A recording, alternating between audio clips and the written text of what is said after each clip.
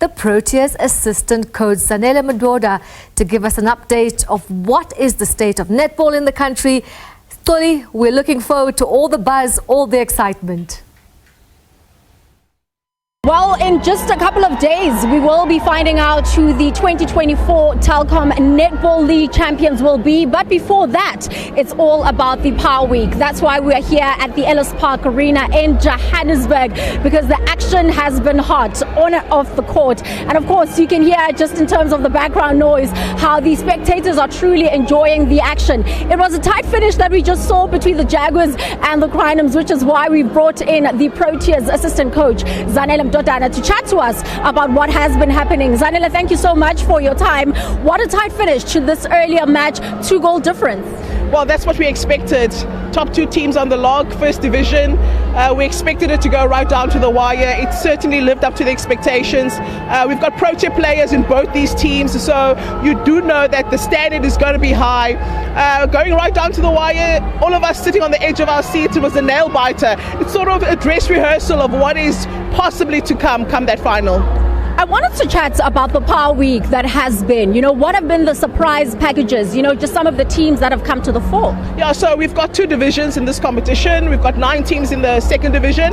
We've got 7 teams in the first division. And I can tell you now, second division has been exciting. Over the seasons, this has been the most tightly contested second division we've ever seen.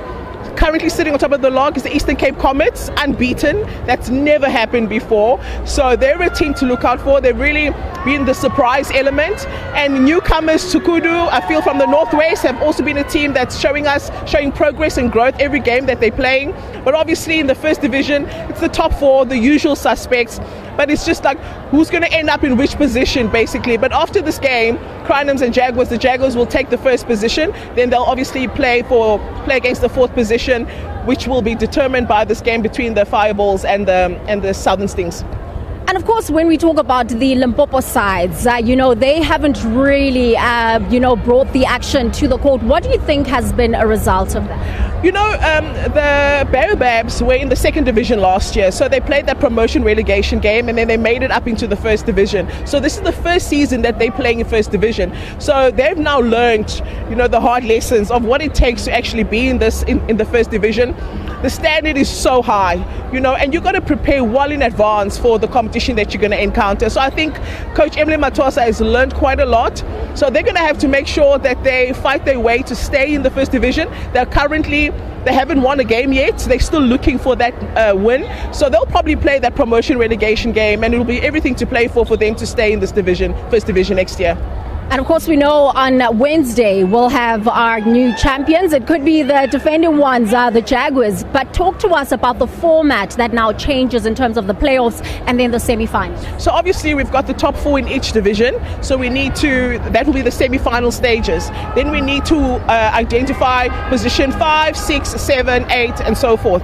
And then the top 4 going to the semi-finals, then you get a winner of Division 1, and then you get a winner of Division 2. Then the winner of Division 2 will then play the last team of Division 1 for the promotion relegation game. And whoever wins there will either move up or move down. So maybe just as we wrap things up, to talk about, the quality that you've seen so far, and especially with talks of professionalizing netball, really growing in momentum. Yes. Well, listen, like I said, second division has been impressive. Tightly contested games. You don't know on the day who's going to win. So that's good news because it speaks about progress, it speaks about growth, it speaks about the competitiveness of netball in our country. First division, we know that the teams that play there, most of them are attached to an institution, or a lot of the players. So they form part of the institution teams that have high performance programs, and even some of the coaches that are coaching in the first division are part of the university. So you do expect that standard to be quite high. But I mean, you've seen what the Jaguars and the Crinums just did now. I mean, that's just starters. We are yet to come to Wednesday where it's all or nothing, So I know some of the coaches have kept some aces up their sleeves, not revealing all their cards because they want to make sure that they throw everything out come finals. And there's another one that's coming through now. Just what can we expect with that? The Stings? Yeah, Stings and the Fireballs. Well, listen, the Fireballs are a team that I feel are slowly but surely peaking at the right time. 12 players now. Dr. El-Shaddan did have a couple of injuries. A few of the key players couldn't make it for some of the matches, but everybody's on board today, 12 players. And the Southern Stings are yet to show up as the Southern Stings we've come to know. There's a couple of injuries that they've lost some key players as well. So they had to bring in some fresh players into the squad. But I really feel that today they owe it to themselves to really step up and court the caliber of players in the Southern Stings team. They should be able to be a threat and cause an upset to any team that they encounter, but they haven't really put it together.